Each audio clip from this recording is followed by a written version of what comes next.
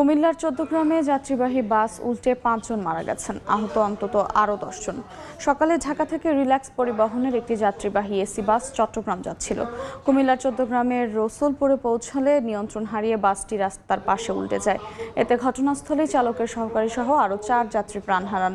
এ সময় আহত হয়েছেন অন্তত আরও ১০ জন। পরে স্থানীয়রা তাদের উদ্ধার করে উপজেলা স্বাস্থ্য কমপ্লেক্সে ভর্তি করে।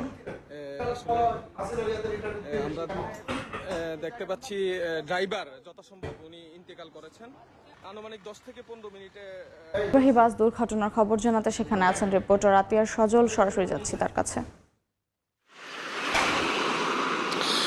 আমরা রয়েছি কুমিল্লার বাতিশার রসুলপুরে, যেখানে সকালে রিল্যাক্স পরিবহন ডাবল ডেকারের একটি বাস এইখানে এসে দুর্ঘটনা কবলিত হয়েছে। এবং দেখতে পাচ্ছেন যে আমার পিছনে যে এই যে হাইওয়ের পাশেই, এখানে কিন্তু হাইওয়ের পাশে যে ঝোপঝাড় ছিল, বাঁশের যে ঝোপঝাড়, সে